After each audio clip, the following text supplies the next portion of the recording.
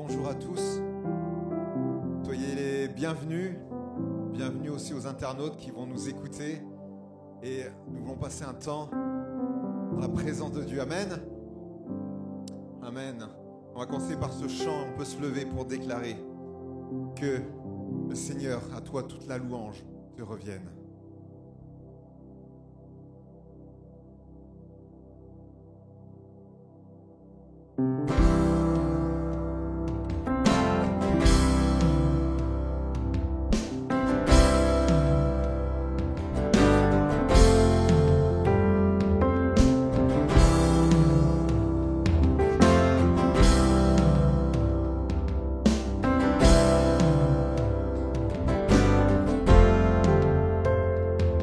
Alléluia,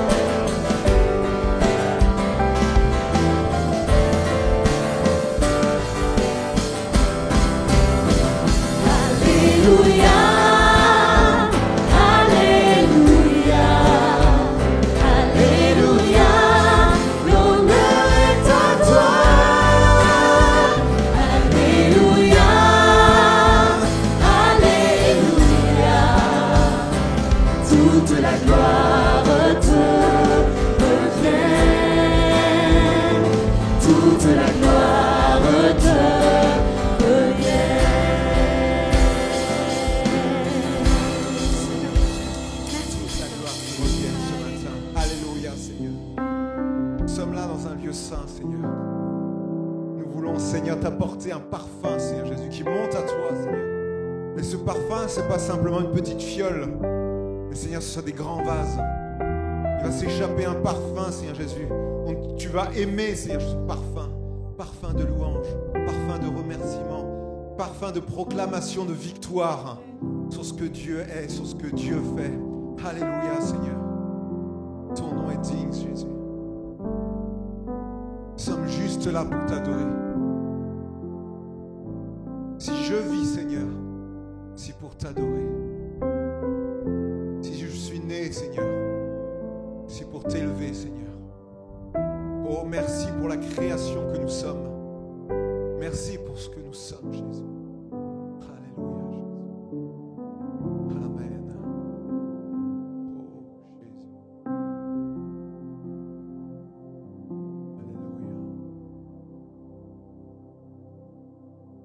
Oh, Jésus. Alléluia. Ton nom est bon. Alléluia. Est-ce que vous allez bien? Amen. On va le déclarer. Je déclare, Seigneur, que tu es avec moi. À chaque saison, tu renouvelles ma passion pour toi.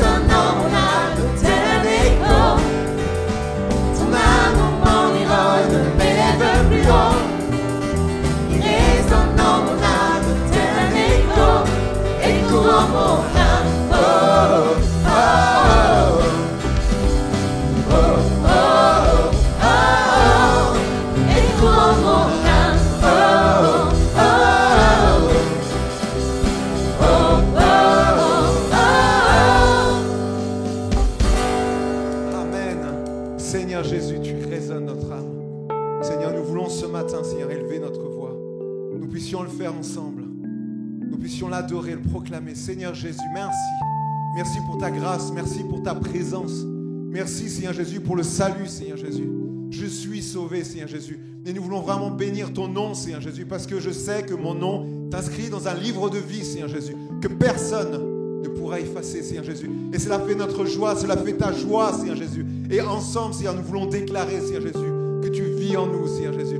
Et cette vie vient nous amener plus loin, vient nous pousser, Seigneur, à faire des choses que nous ne faisons pas d'habitude. Seigneur, comme pardonner, Seigneur Jésus, comme, Seigneur Jésus, consoler, comme édifier, Seigneur Jésus, comme, Seigneur Jésus, apporter la vie, Seigneur Jésus. Tu es cela, Seigneur. Béni sois-tu, Jésus. Alléluia. Oh, Jésus. On va passer un temps dans lequel nous allons prendre le pain et le vin. Un temps particulier dans lequel on est tous appelés à la croix. On est tous appelés à fléchir le genou. Vous savez que le cœur de l'homme est fait ainsi qu'on n'aime pas s'abaisser. On aime toujours être au-dessus des autres. On aime avoir raison. Mais que nous puissions dire, Seigneur, mon cœur veut fléchir le genou. Nos frères vont s'approcher, ceux qui ont été désignés. On va lire simplement ce texte qui nous rappelle des vérités.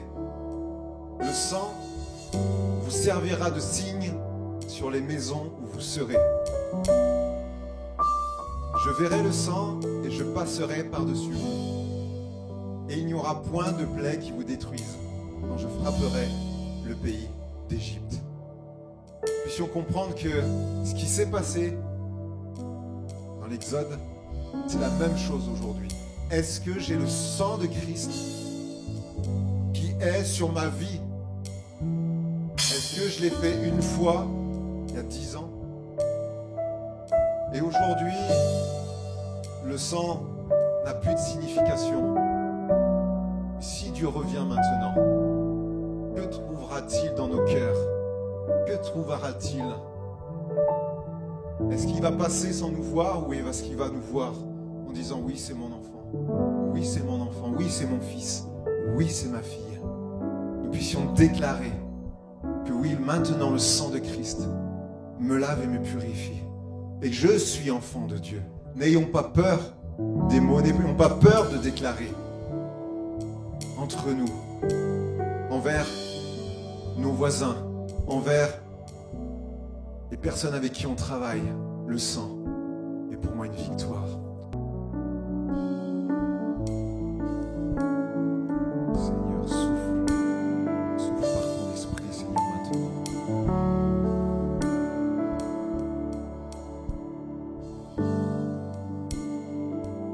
Tellement besoin.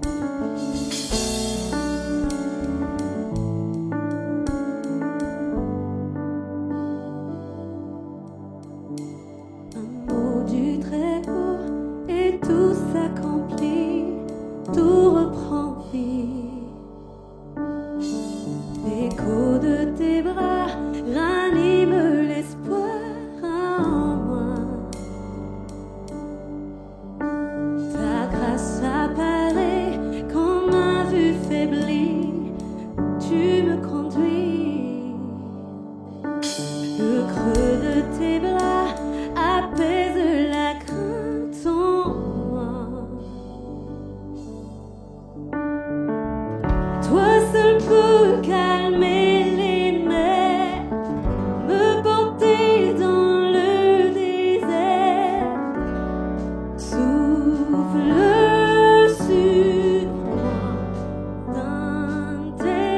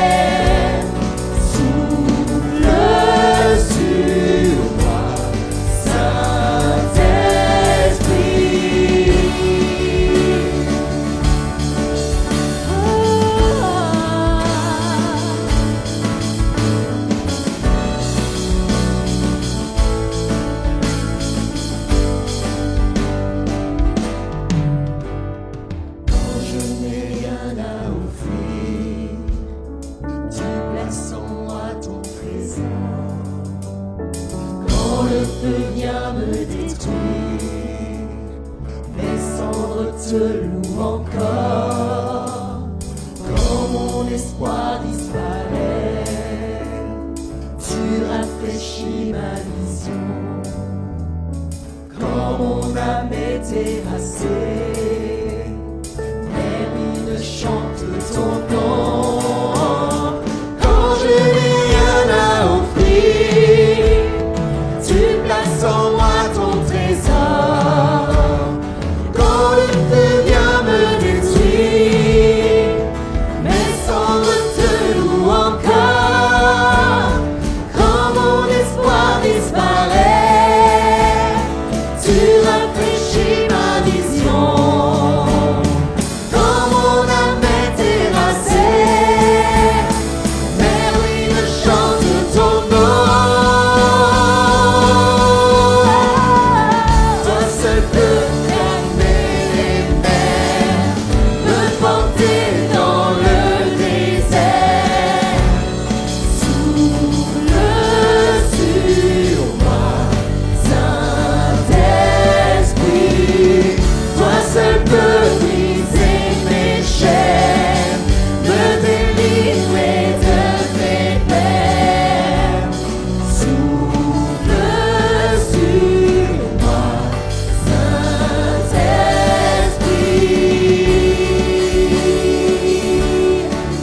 Oh, souffle, Souffle sur moi,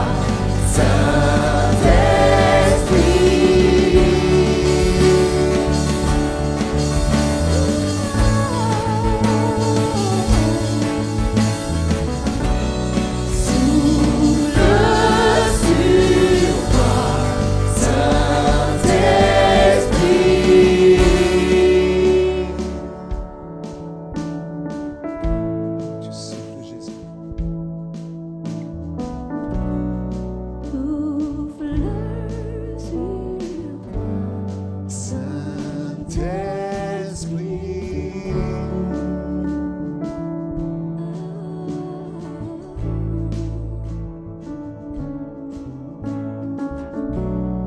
Souffle sur Saint-Esprit.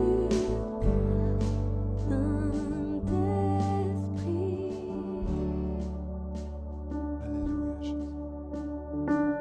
Ton esprit est là, Jésus. J'ai besoin de toi. Seigneur, je vu ce que nous avons soif, faim de toi ce matin. Faim et soif de ta présence, Seigneur. Que ferions-nous sans toi? Recherche de richesse, recherche de prospérité, de reconnaissance. Seigneur, nous avons besoin de toi. Tellement besoin de toi, Jésus. Souffle par ton esprit. Changement radical dans nos vies, dans nos pensées. Souffle sur moi, Jésus. Je ne veux plus être le même.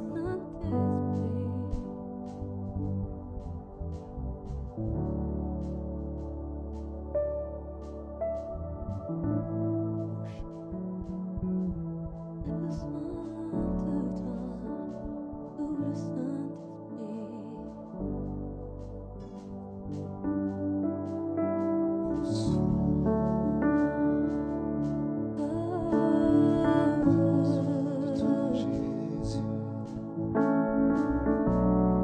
Souffle dans l'église.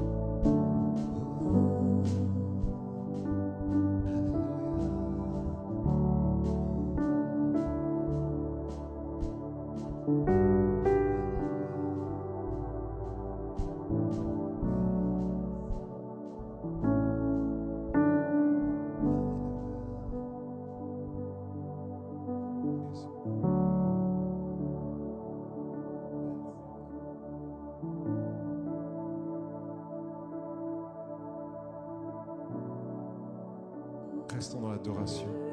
Nos frères vont passer pour les offrandes. Que nous puissions, avec ce texte qui va s'afficher, simplement savoir être libéral. Savoir dire que lorsque nous venons dans la présence de Dieu, ce n'est pas simplement pour notre petit bien-être particulier, mais que nous puissions, à travers ce verset, de faire du bien.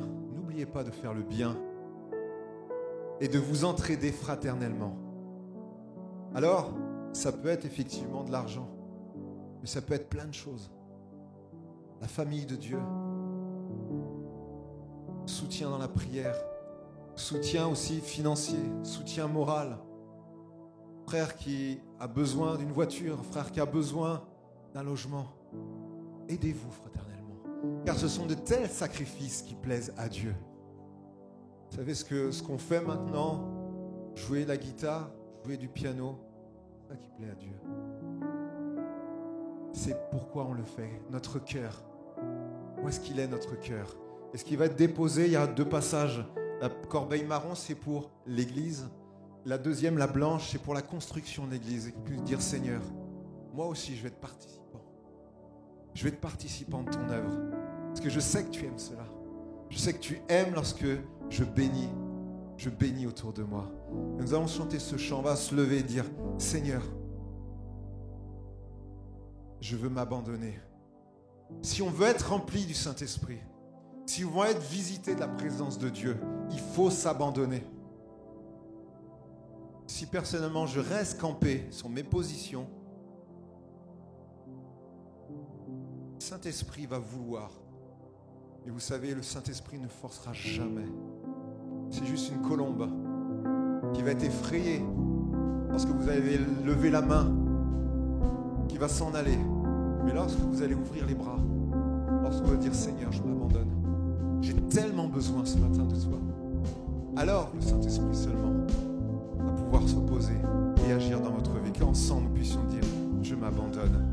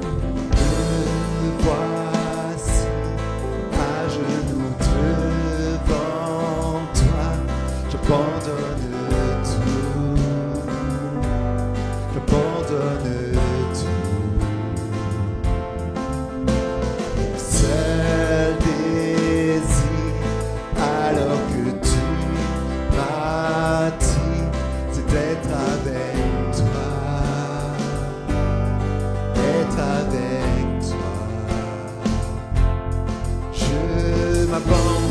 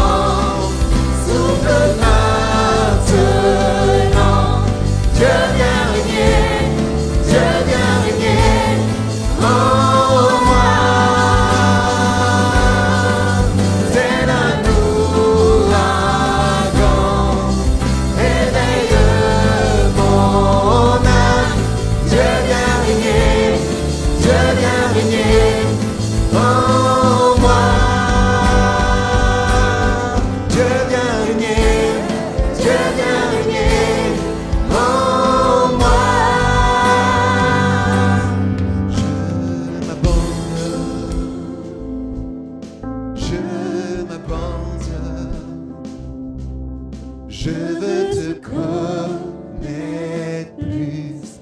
Je veux te connaître plus. Je m'abandonne. Déclare-le ce matin. Je m'abandonne. Je veux te connaître plus. Je veux te connaître plus.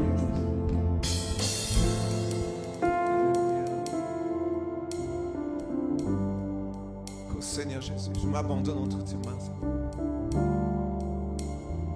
Tu m'as sauvé, Jésus. Je suis ton enfant, Seigneur. Comment ne pas élever notre voix pour toi? Comment ne pas pouvoir glorifier ton nom maintenant? Seigneur, n'as-tu pas tant fait pour nous? N'as pas tu tant donné? Seigneur, à la croix, Seigneur. Oh Jésus, je m'abandonne à toi maintenant. Viens Jésus, change-moi. Souffle et balaye.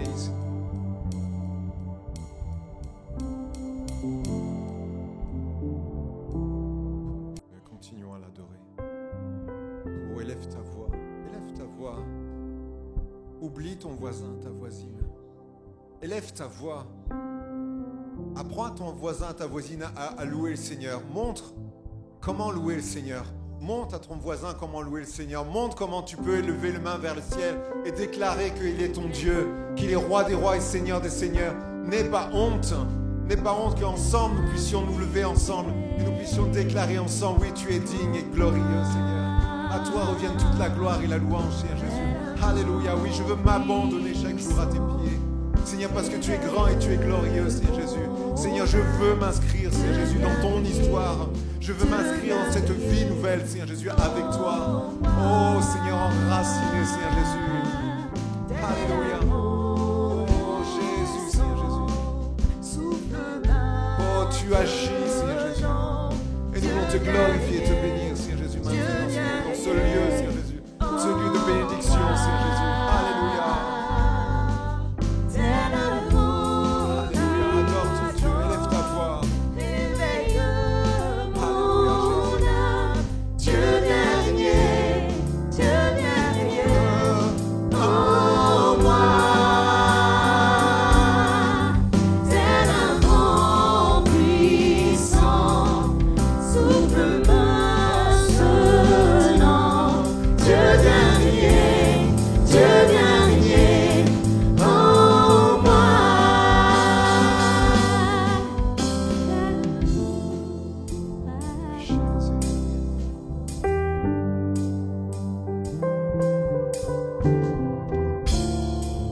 Laisse le Saint-Esprit, laisse la présence de Dieu agir dans ton cœur, dans ta vie. Laisse le fleuve de vie se manifester maintenant.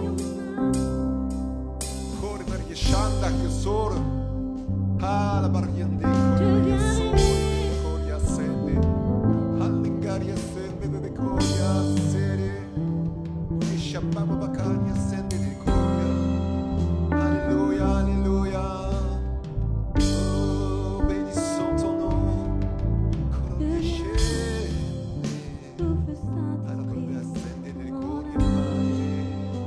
Alléluia, alléluia, alléluia. Oh, tu es digne. Maintenant, Jésus. Oh, ton autorité, Seigneur Jésus. Ton nom est saint. Puissance, Seigneur Jésus.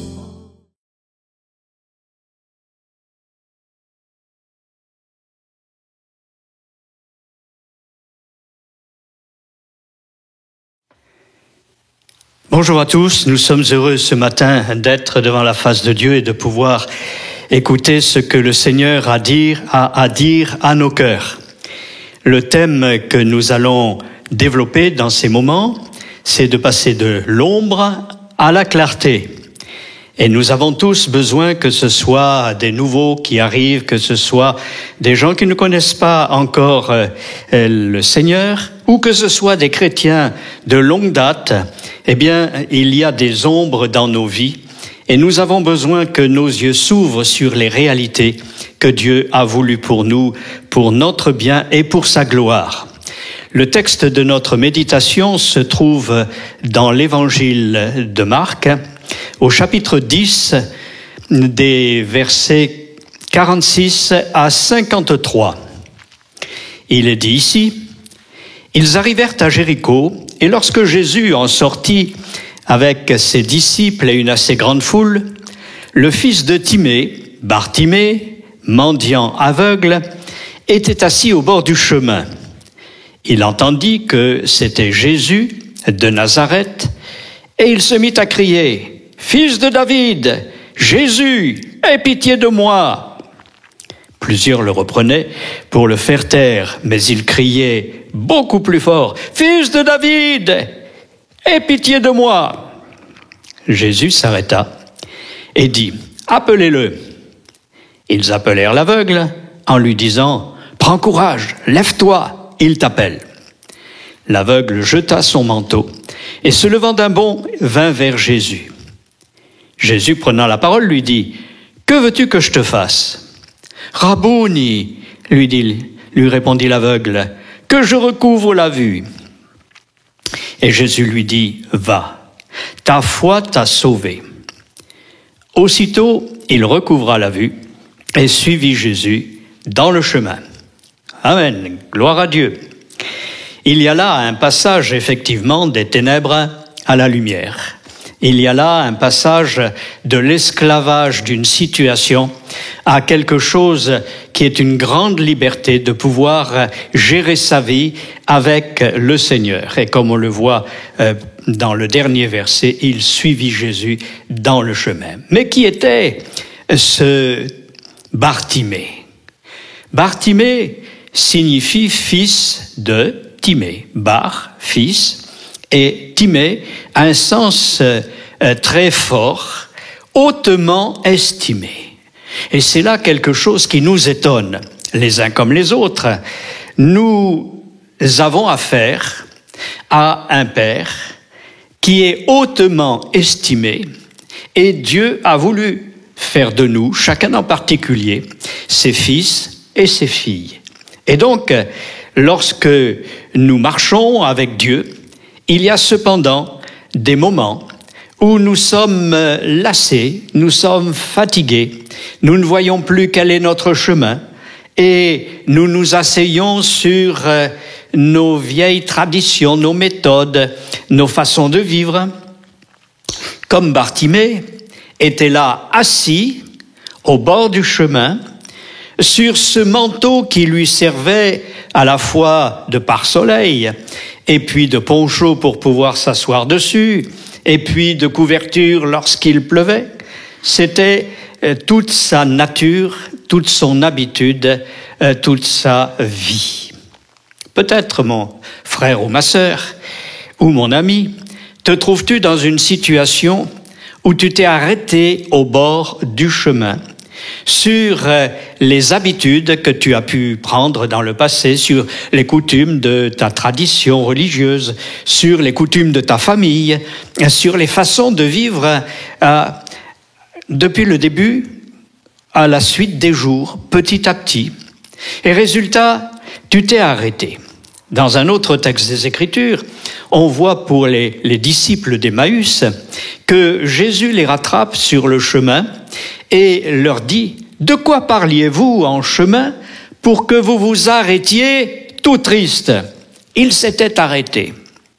Alors, il y a une réflexion que je veux faire sur le fait qu'ils s'arrêtent. En hébreu, le mot « heureux » se dit « en marche ». Et peut-être, aujourd'hui tu te dis, mais je suis bien malheureux. Je me suis arrêté, je suis fatigué, j'en ai assez de tout ce que je vis depuis si longtemps, toujours assis sur la même carpette, toujours couvert sous le même manteau qui est rapiécé, qui est percé. On y voit les constellations du ciel lorsqu'on présente ce manteau dans le soleil et on se dit, mais alors, à quoi bon tout ça? Et tu es découragé. Mais il se trouve qu'un bruit se fait un peu plus loin, sur la rue principale du village, et on entend « Yeshua, Yeshua !» Et alors, il dit « Mais qu'est-ce que c'est ?» Il demande aux passants, aux uns, aux autres, et on lui dit « C'est Jésus de Nazareth qui passe. » Or, cet homme, depuis que Jésus passait dans les rues d'un endroit à l'autre, avait eu l'occasion d'entendre, ne serait-ce que par des oui-dire, que Jésus de Nazareth faisait des miracles. Jésus de Nazareth, aujourd'hui, fait encore des miracles. Jésus-Christ est le même, hier, aujourd'hui, éternellement. Et il peut aujourd'hui, dans votre vie, manifester la puissance de Dieu par son amour. Et alors, il y a une nécessité du fond de votre cœur. Vous pouvez crier bien fort, « Jésus, fils de David, aie pitié de moi !» Or, cette parole n'était pas n'importe quoi. Pour dire fils de David, il fallait reconnaître qu'en effet, Jésus était le Messie. Il reconnaissait, malgré toutes les oppositions du peuple, du Sanhédrin, c'est-à-dire les chefs du peuple, qui interdisaient qu'on croie en Jésus en tant que Messie. Il disait, si quelqu'un croit que Jésus est le Messie, il sera exclu de la synagogue. Oh, lorsque l'on parle de Jésus aujourd'hui, que ce soit dans nos foyers, que ce soit dans les rues, que ce soit au travail, tout de suite, il y a des voix qui s'élèvent en disant « Non, non, non, non, non, non, non ». D'ailleurs, tout autour de cet homme, il y a d'autres voix qui se sont élevées pour le faire taire. Mais il criait encore plus fort « Fils de David !» Ah, il croyait que Jésus était réellement le fils de David, c'est-à-dire l'héritier du trône, et qu'il allait régner sur Israël, comme le disaient les prophéties. Et cet homme croyait à la parole de Dieu, qu'il entendait. Certes, il ne pouvait pas la lire, mais il l'entendait. Et bien qu'il n'ait pas le droit d'entrer dans le temple, il avait la possibilité de s'approcher des synagogues et d'entendre la lecture de la loi. Il savait donc que le Messie devait venir. Eh bien, je dirais aujourd'hui, le Fils éternel de Dieu, Jésus, va revenir. Il est celui qui veut encore changer les choses. Il est celui qui veut glorifier le nom de Dieu au travers de tous ceux et celles qui veulent bien se laisser éclairer et qui crient de tout leur cœur vers le Seigneur. Alors à ce sujet, nous pouvons lire dans le psaume 34, les versets 5 à 8 d'abord et puis 18 à 20, ceci, psaume 34, versets 7 à 8, 5 à 8, pardon. « J'ai cherché l'Éternel et il m'a répondu. Il m'a délivré de toutes mes détresses. Quand on tourne vers lui les regards, encore faut-il que les yeux soient ouverts, on est rayonnant de joie et le visage ne se couvre pas de honte. Quand un malheureux crie, l'Éternel entend et il le sauve de toutes ses détresses. L'ange de l'Éternel campe autour de ceux qui le craignent et il les arrache au danger. Sentez et voyez combien l'Éternel est bon. Sentez d'abord d'une manière intuitive, d'une manière presque sentimentale, de se dire devant toute la création, la perfection des œuvres de Dieu, comme dit l'Écriture, sa sagesse, sa perfection infinie se voit comme à l'œil dans toutes ses créations. Eh bien, il faut le sentir, c'est vrai. Mais mieux, il faut le voir. Voyez, c'est expérimental. Et peut-être plusieurs ont entendu parler de Jésus, ont entendu parler de Dieu, ont écouté les uns ou les autres qui leur ont donné des témoignages.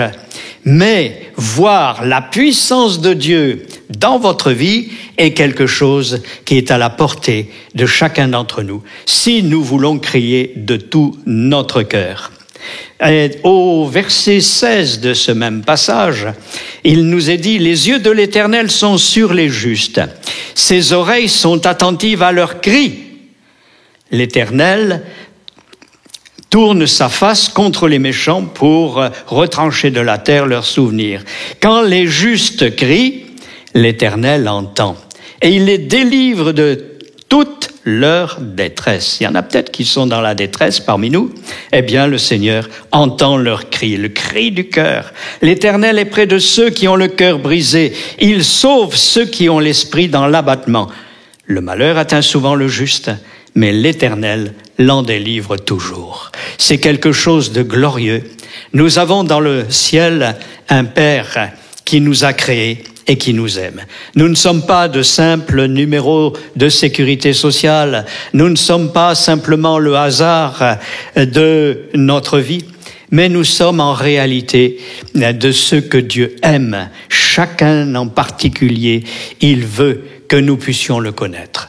Le désir de Dieu, l'Écriture nous le dit, Dieu veut que tous les hommes soient sauvés et parviennent à la connaissance de la vérité par l'Évangile.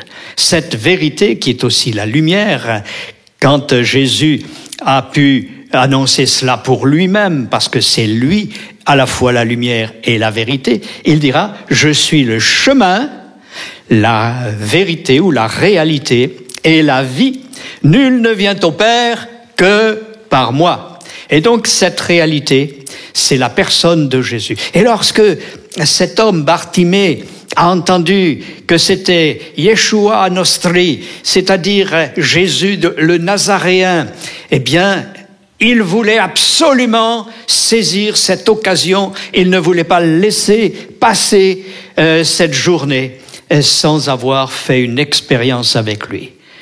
Toi, mon ami, qui est là au milieu de nous, et vous, bien-aimés frères et sœurs, qui peut-être avez tant de problèmes et des zones sombres dans votre vie, dites-vous que Jésus de Nazareth est là où 2 ou 3 sont assemblés en son nom. Il en a donné la promesse. Il dit « Je suis au milieu d'eux ». Alors, nous pouvons dire, eh bien, Seigneur, manifeste ta grâce. Et le Seigneur a manifesté sa grâce parce que quand il a crié, que fait le Seigneur? Alors qu'il y avait toute une foule qui marchait avec lui, il nous est dit au verset 49, Jésus s'arrêta. Ah, que le Seigneur s'arrête sur notre vie, c'est quelque chose de merveilleux. Nous avons besoin de savoir que Dieu n'est pas insensible à notre situation. Les hommes passent à côté de nous les uns ou les autres. Ils ne connaissent pas les besoins de nos cœurs. Ils ne connaissent pas notre situation profonde et délicate, mais Dieu le connaît. Et même lorsque nous ne pouvons pas exprimer une parole extérieure, David pouvait dire, connaissant le Seigneur, avant même que la parole soit sur ma bouche, sur mes lèvres, « Ô Éternel, tu la connais totalement ». Qui est caché aux yeux de Dieu? Personne. Nous sommes tous connus depuis notre sein maternel, depuis le sein de notre mère, jusqu'au dernier moment de notre vie. Dieu est le Dieu d'éternité et il connaît toutes choses. Et donc aujourd'hui, au milieu de nous, frères et sœurs, ou chers amis qui êtes là, il y a la nécessité de dire « J'ai un Dieu qui me connaît ». J'ai un Dieu qui m'aime, j'ai un Dieu qui veut mon bien et qui désire pour moi un héritage éternel. Je ne veux pas rester dans ma cécité spirituelle, je ne veux pas rester sur mon poncho, je pourrais dire, complètement usé, percé, ou ce manteau qui finalement par son odeur me dégoûte, ce que je traîne depuis des années. Ah, chers amis, n'attendez pas que le jour passe. C'est une occasion de la part de Dieu de saisir la puissance de Jésus au travers de cette parole. Donc, Jésus s'arrêta, comme il s'arrête pour chacun d'entre nous, et il dit « Appelez-le ». Ben, figurez-vous, c'est ce que je fais. Nous sommes là tous pour nous appeler à venir vers le Seigneur, à saisir sa grâce, certes dans un moment de culte comme celui-ci, mais aussi dans d'autres moments lorsque même nous sommes seuls à la maison. Nous ne sommes jamais seuls. Le Seigneur nous connaît, le Seigneur nous suit, il nous aime, il nous écoute. Alors Jésus s'arrêta. Et ils dirent les uns et les autres à l'aveugle, « Prends courage !» Tiens, ils ont changé de discours. Avant, ils voulaient le faire taire. « Prends courage, lève-toi, il t'appelle. » Waouh! Ça aussi, c'est ce que je voudrais vous dire. Prends courage, toi qui es dans la difficulté, toi qui es dans le deuil, toi, au fond, qui te trouves dans une situation financière détestable. Le Seigneur te dit, prends courage. On ne dit pas prends courage lorsqu'on n'a pas de solution. Mais si le Seigneur nous dit prends courage, c'est qu'il a sa solution. Et je dirais, pour Dieu, il n'y a pas de problème, il n'y a que des solutions. Tout est possible à Dieu et tout est possible à celui qui croit. On va y venir maintenant. Mais avant, il y a une prise de position. Prends courage, lève-toi, il t'appelle. Lève-toi. Qu'est-ce à dire? Il était assis au bord du chemin sur ce vieux manteau et il était prêt à rien du tout. Alors, ce matin, disons-nous chacun pour notre part, je veux me lever. Non pas du lit, mais de cette position dans laquelle je me suis enferré depuis des années. Ces situations qui me prennent la tête et j'en ai ras-le-bol, eh bien, prends courage, mais lève-toi. Saisis la grâce de Dieu dans ce moment. C'est aujourd'hui le jour de grâce, c'est aujourd'hui le jour du salut. Mais salut, c'est pas seulement le salut éternel pour ceux qui croient. Pour toi particulièrement, mon frère ou toi, ma sœur, dans une situation difficile, familiale ou sociale, eh bien, dis-toi qu'il y a une nécessité de prendre position. Lève-toi, lève-toi. Il t'appelle. Il veut que tu sois heureux, heureuse, et que malgré les situations, eh bien, tu surmontes tout cela par la puissance de Dieu. Alors, que fit l'aveugle? Eh bien, je vous conseille d'en faire autant. Verset 50. L'aveugle jeta son manteau. Il en avait assez de ce manteau, parce que c'était tout son souvenir, c'était tout son passé. Il fallait absolument qu'il connaisse autre chose. Comme dit l'Écriture, à cause de la manifestation du Messie, les choses anciennes sont passées, voici toutes choses sont devenues nouvelles, et tout cela vient de Dieu qui nous a réconciliés avec lui par Jésus-Christ. Gloire à Dieu pour ces choses, c'est bien. Donc il a jeté son manteau, et puis il ne s'est pas traîné le long du chemin, non. Se levant d'un bond, il vint vers Jésus. Alors, bien sûr, je ne vous demande pas de vous lever les uns ou les autres, et encore vous pourriez le faire, mais ce n'est pas là le problème. Est-ce que dans ton cœur, tu veux te lever pour le Seigneur? C'est-à-dire, non pas pour lui faire plaisir, mais parce que tu en as besoin. Il est nécessaire que tu ne restes pas assis dans le malheur, donc, au bord du chemin, mais qu'il faille te lever pour marcher, pour être heureux, en marche, heureux. Eh bien, c'est ce que le Seigneur attend de toi. Non pas pour aller n'importe où, mais il nous est dit que se levant d'un bond, il vint vers Jésus. Alors, certes, il y a tout un cheminement à faire. Et alors qu'il a les yeux fermés, abîmés, Jésus était à quelques mètres de lui, au milieu de la foule.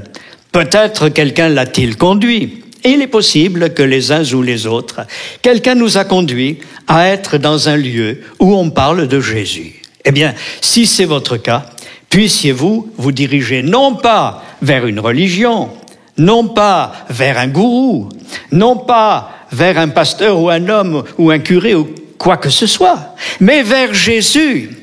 C'est lui et lui seul que Dieu a choisi, par seul nom qui ait été donné aux hommes, par lequel nous devons être sauvés. Et donc, il vint vers Jésus. Toi aussi, mon ami, viens vers Jésus. Ne cherche pas le isme ou le iste quelconque, la forme extérieure, mais cherche véritablement celui qui est la résurrection et la vie, et qui peut donner une résurrection à ton être intérieur, une vie nouvelle dans tes conceptions. Alors Jésus, prenant la parole, lui dit, « Que veux-tu que je te fasse ?» Ah, quelle question! Est-ce qu'il ne voyait pas les yeux blancs qui étaient aveugles? Bien sûr que Jésus le voyait, mais il voulait impliquer la volonté de cet homme. Eh bien, je vais vous dire qu'aujourd'hui, ce matin, le Seigneur, dans ce culte, désire que vous disiez au Seigneur réellement quel est votre problème profond, caché même peut-être, mais que Dieu voit. Et que veux-tu que je fasse pour toi? Que veux-tu que je te fasse? Alors, cet homme a eu une bonne réponse et lui dit, Rabouni! Qu'est-ce que ça veut dire? Ça veut dire mon maître, c'est-à-dire mon enseignant, celui duquel je reçois une parole instructive et constructive. Donc, nous pouvons dire que la parole du Seigneur produit la vie. Il nous faut la recevoir. Et le « i » à la finalité de ce terme dont la base est « rabbi », c'est-à-dire le maître, enseignant, ce rabouni, c'est à la fois l'intimité et la possession. Tu es mon Seigneur. Tu es mon enseignant. Tu es celui vers lequel je me tourne, non pas vers les hommes, mais vers toi, Seigneur. Alors, il y a un changement radical qui se fait. Mais le Seigneur attend des choses précises. C'est pas, Seigneur, qu'on puisse me mettre dans un coin favorable à l'entrée du temple pour que les gens mettent des piécettes dans ma sébile et que je puisse avoir un petit repas ce soir. Non. Il est allé au cœur du problème. Rabouni, que je recouvre la vue. Voilà ce dont j'ai besoin. Alors, dans ton problème, ta situation, ta difficulté, ton addiction peut-être, et tout ce qui fait la ruine de ta vie, et le fait que tu t'arrêtes dans le malheur, eh bien, le Seigneur ne veut pas se contenter de superficialité. Va au fond du problème. Dis-lui ce que tu ressens. Dis-lui ta misère. Dis-lui ton péché. Montre-lui ton cœur à nu. Et alors, il va guérir ton cœur. Bien, dans toutes ces choses, le Seigneur est celui qui agit d'une manière glorieuse. Alors, Rabouni, répondit l'aveugle, que je recouvre la vue. Voilà une prière précise. Et Jésus lui dit, va, ta foi t'a sauvé. C'est quelque chose de glorieux. Et il est à préciser que Jésus va dire, ta foi t'a sauvé. Quelquefois, on se dit, mais la foi, elle nous vient de Dieu, elle nous vient d'en haut. Non, c'est ta responsabilité. Tu connais la parole de Dieu. Tu as entendu la parole de Dieu, tu as entendu la prédication, tu sais que Jésus peut agir. Mais est-ce que tu vas saisir l'occasion aujourd'hui, ce matin, de prendre ta guérison? Ta guérison dans l'esprit, dans l'âme et dans le corps. Christ, sur le bois de la croix, a pu s'écrier « Tout est accompli ». Il a réellement pris toute ta misère. Il a réellement pris toutes tes addictions. Il a pris ta maladie. Et il est mort pour cela, afin qu'aujourd'hui, tu vives d'une vie nouvelle par la puissance de Dieu et qu'ainsi tu sois sauvé. Sauvé se traduit dans certaines versions ici par guéri, parce que le salut, sauvé, sauter, c'est aussi la guérison. Et donc, guérison de notre esprit, souvent avec des pensées bizarres, de notre âme, de nos réflexions, de nos mauvaises conceptions de la vie, et puis de notre corps qui a été abîmé par toutes nos erreurs, nos bêtises et nos errements. Alors que se passa-t-il? Va, ne reste pas là où tu en es. Il y a un chemin devant toi. Il y a quelque chose de plus que le Seigneur a prévu dans ta vie. Ne reste pas dans l'immobilisme Dieu a un dessein pour toi.